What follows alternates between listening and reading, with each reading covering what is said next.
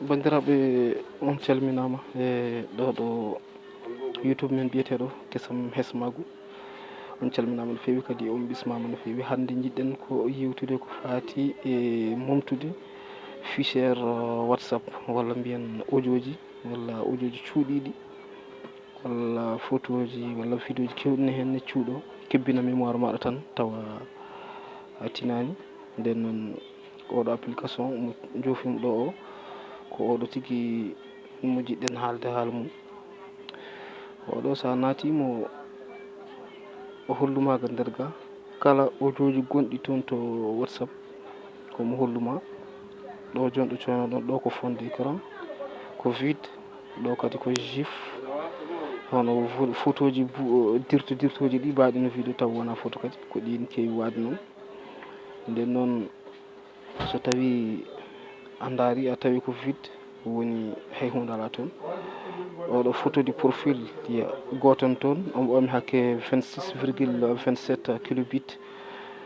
image goto kadi ni WhatsApp to ɓamɗo 37,96 kilobit. donc ensuite ɗiɗo ko audio ji ɗi kaldami ɗi neldumi walla ɗi neldami. ɗo audio ji ɗiɗo ma ar uddito joni mi yiya audio ji gonɗi nder to ɗiɗo ko audio ji kala gonɗi e nder WhatsApp to ɗi. kala audio mbawɗo wonde e WhatsApp e nder groupe WhatsApp to kanƴi foof gonɗo. joni noon sa yiiɗi mumtude tan a yahan tigoɗa ɗo gara ga banggue ma nanoga piya dow ga ɗi pop ɗi mbaɗa sélectionné. so waɗi foof waɗi sélectionné woni piya bargon kettuɗo banggue maɗa ñamo. sa fi bargon o tan kala audio mbawɗo wonde toon ɗi foof rendi. vous êtes-vous sûr de vouloir supprimer définitivement les fichiers sélectionnés de votre appareil? mbiya oui, ɓoɗɗa ɓoɗoyguel kala audio mbawɗo wonde toon e nder WhatsApp ma to foof momtoto. momti joni hakke 33 audio. kono noon sa yi e nder WhatsApp to aɗa wawi yiide toon kay audio ji ɗi kono tawata koɗi momti jetta tan noon koɗi ɗakki ɗon photo ji mum tan kono foof koko momti. joni noon vidéo ko noon photo ji ko noon. photo ngoɗo darimo hono photo mbimi 37,96. ɗiɗo ko photo ji ɗi kemmiɗi ɗin kewi tawede ɗo. ɗi neldumi ɗi envoyé ko ɗo ɗi kewi tawede ɗiɗo ko foof. joni noon kadi sa yiiɗi wadde ɗum e automatique beele to audio ji ɗi jettima e nokkuji ɗi momta koye mumen tawa a memani kañum koye hoore mum momtata hoore mum toon to nder WhatsApp. ɗum jahata ko nokku biyeteɗo sa naati e paramètre he paramètre nani ga sa naati paramètre he paramètre he udditen ma nettoyé automatique. donc nettoyé automatique piya nettoyé automatique o sa naatiga nettoyé automatique ɗo mbaɗata activé. ɗo joni sa waɗi ɗum activé mbaɗa stockage nanɗo limite de stockage c'est à dire audio ji ɗo jiɗɗa ɗi kaaɗa e limite de stockage nanɗo jalten ɗo joni nanɗo kono ko ɗo sa naati ɗo soko jiɗɗa vidéo ji ɗi wonɗo ɗi nawat neldata ɗi so ɗi jettima e hakke ɗin momtoto.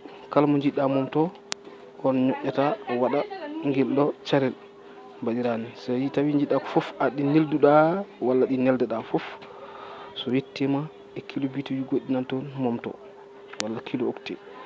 joni noon ɗo kam une fois que ɗo so waɗi activé foof ine marche. joni noon less ga to cohɗon 100 mégabit. joni an suɓoto ɗo ko jiɗɗa so tawi jiɗɗa ko so yettima combien de mégabit momta par exemple on fait 1000 mégabit. so yettima limite de stockage en mégaoctet mbaɗa 1000. so yettima 1000 automatiquement so ɗi jettima 1000 mégabit ɗi mbaɗan supprimé. ayi joni so audio ji ma e vidéo ji ma jettima e nder WhatsApp ma o hoore muɗum so yettima on tan momtoto. WhatsApp ma wonta bolko wiye wonde heewi walla goɗɗum. kono noon min joni ko mbaɗɗo activé nani sa yiiɗi ɗum natta mbaɗani mbaɗa désactivé. sa waɗi ɗo désactivé tan gassi so tawi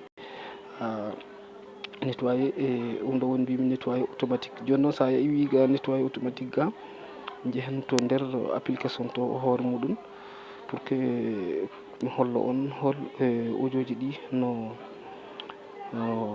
jehen to WhatsApp to, so jeehi ga nder WhatsApp ga ma on ji mi mumti toon hen audio goɗɗi. Joni noon ma on ji en coyntoto sa ñoƴƴi ɗi suyata par ce que ko ɗi mumtiɗi e nder to nder fichier to fof koko mumti ha laaɓi cer. Nden noon ma en gar e nder WhatsApp e hoore muɗum pour que kollen bandiraɓe. Salam. Joni so en naati e nder WhatsApp ɗo ndaar ɗiɗo audio ji koɗi kesi, kono to waɗo application mo kolli mon to mi mumtiɗi fof ɗo ndaar ɗiɗo kesi, kono mi mumtiɗi ndaar mi waɗa yiru heɗade ɗi jaɓata. C'est désolé, ces fichiers médias n'existent pas sur votre carte SD. C'est-à-dire mi mumti mo ko mumtaɗo kala aɗa wawi noon soynarade ɗiɗo dani koɗi kono hay hunde ɗi ngala place ɗi fof koɗi mumtiɗi ha heddi noon oɗo audio mo suwa nato oɗo audio mo suwa nato o kam o mumtaki. Joni noon yidde arde mumta en général kala ko woni e nder fedde he min nata plus pour que mi waɗa fof supprimer effacer le contenu. Maintenant so oɗo nokku udditima mo mbaɗa supprimer tous les fichiers importants. Donc supprimer tout mboma lesso waɗa supprimer tout woni ɗi pop ɗi jaaha. Voilà, nden noon bandiraɓe hande ko ɗum ɗo woni ko jinoɗen hollude bandiraɓe ko fati WhatsApp. Nden noon on calminama no fewi kadi on beltanama ha caggal joni so gene ñaawi.